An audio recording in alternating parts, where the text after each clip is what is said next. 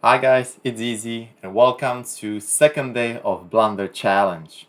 First day was a failure. Well, you can take it as a failure or like a gentleman's head start, So you're probably winning 1-0 over me after the first day, but that doesn't stop us. That doesn't stop me, and I will try to challenge you. I will try to do my best in the second day. And so let's get into this. Let's not make the same mistakes. This will be actually interesting. Just occurred to me that you will actually see, and we can actually see a pattern if we keep making same mistakes again. Because the topic of the first mistake was the attacking structure, right? That we just didn't care about it because we were talking and so on. That the attacking structure and not hitting on the ace, right? Because of it. So we can actually see throughout this day challenge whether the mistake keeps repeating. I mean, not keeps repeating, but maybe if it repeats once, twice, or not, yeah, or if we just avoided it and we're just never gonna make it again. So off to a bad start, as we can see, and let's see how we do. Let's see how we lost, and we are already outplaying him. Yeah, he should not split against that kind of structure. Also, just putting the spare on the 6, improving the structure rapidly up there. That's definitely good. So he doubles us here. Not much going on. 4 pips behind. Still a lot of play. Should be an easy take. Now we can see how big. Yeah, we can see a borderline cube. He escapes, and now we got 5-3. So this is a first decision. Seems like I'm just going to be making the 3-point because, well, of course, I can play safe. I can play something like 13-8, 11-8, but this is just the way to hell. I'll be leaving way more shots next turn, and, well, not way more shots next turn, but just shots over and over again without actually improving. So this seems like a great risk reward. Just make the point. At least you will improve. You would other because we would have left. We would have had to leave the shot anyway. 3-2. Just keeping one blot and keeping still the structure. Still important to improve. 3-1. So this seems like we're gonna be slotting the 7.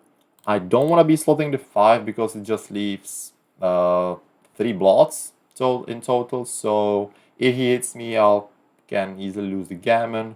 I don't want to do that. So I think I'll just slot. The reason why I think this is not good, I mean, because this is minimizing shots, right? But it's 6-1, 4-3, 6-4 anyway. So it's 6 shots anyway. Now I can be leaving 13 shots, so sure, 7 more shots, but a risk reward. A reward should be way greater when we get missed. So I believe that should be the right move. Oh, maybe it was 8-4. 7 more shots. Oh, it was 11-10, 8-5. Okay. Okay, let's just look at this because, oh, okay, this is interesting. But yeah, so 8-4, that's a no-go. But actually it was 11-10, 8-5. So let's actually study this because this is important. Yeah, this is also why we are doing this challenge. This is like way to improve, how to analyze positions, and how to study. Because this is something I thought will be wrong. So let's see where I've actually made a mistake. Because yeah, sure, I was right, of course, about gammons because, I mean, 3 blots, so definitely losing more gammons, but I couldn't, for some reason, I couldn't see the reward. So let's see why this is so much better. So, if I make the 5-point, oops. If I make the 5-point, obviously that's going to be extremely strong. What I thought is that if I make the 7-point, it's going to be extremely strong as well. But it seems like that's not the idea. That's not going to be that powerful. Because if I just make it, I mean, it's a 30 mistake, yeah, so it's not going to be a big difference. So this is basically what I'm trying to do now is to feel things, trying to feel things and trying to feel the difference. That's what's important, yeah. I mean, there is nothing in my mind that would suggest like, okay, this wins 31%, this 34, so 3% difference in this, and so no. I'm just trying to get the feeling and really feel the position, feel the difference between if I manage to make the 7 and if I manage to make the 5. And kinda, okay. So this is basically me understanding the feeling of the position, yeah, because you saw me thinking about the position like basically getting the same reward if I make the 7 or if I make the 5. I mean, I realized that 5 point will be a tiny bit more important, but I didn't think it is worth the risk of the gammon. So obviously I was wrong, and it's very interesting, and I think I get the feeling it will play nice. Okay. I mean, not much to explain here, to be honest. This is really about just seeing how big of a difference it is if I now make the 7 or if I would have had this kind of 5-point board. 6-3, okay, an easy one. And he dances.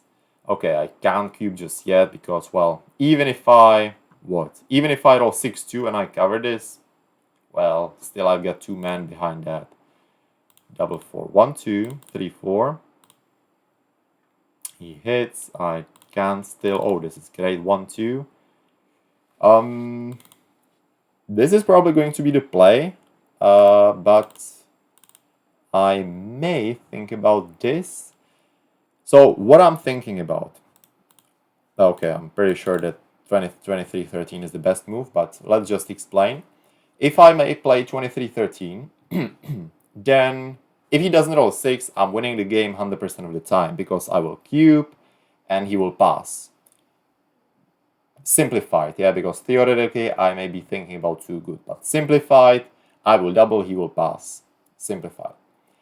If he rolls a 6, I'll have bunch of returns to hit this checker on the ace, or maybe just enter on deuce and still have some kind of game. So this is the position I really like.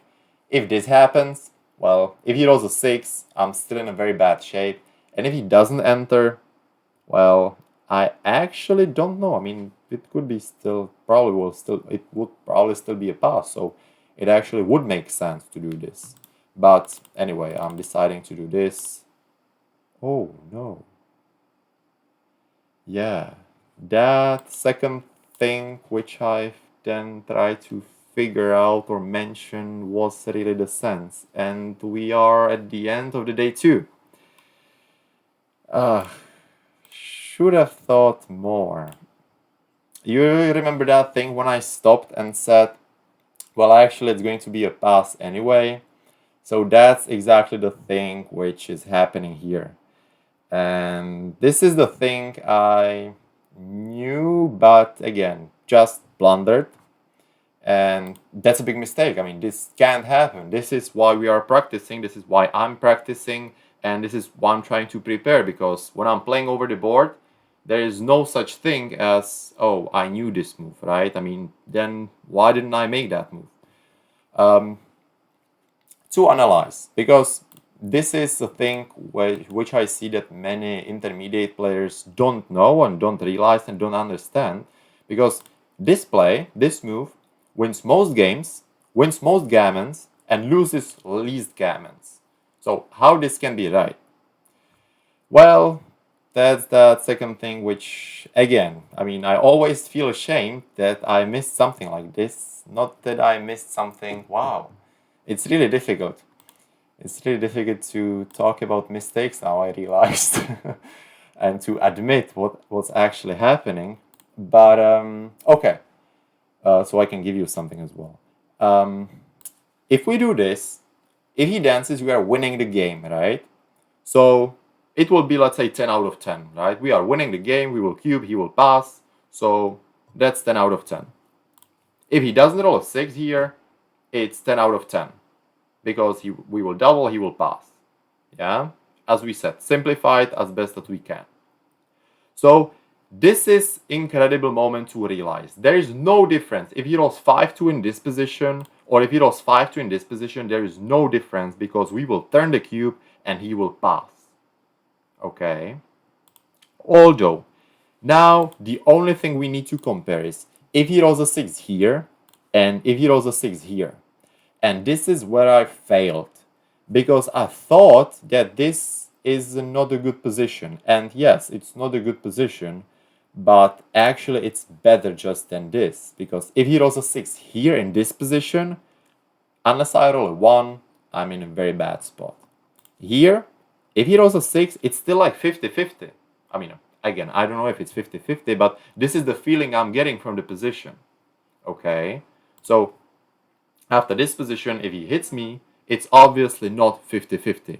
And this is the key. This is the key to understanding of the position. So I messed up, and unfortunately it's over. I'm really sorry. I'll try better on day 3.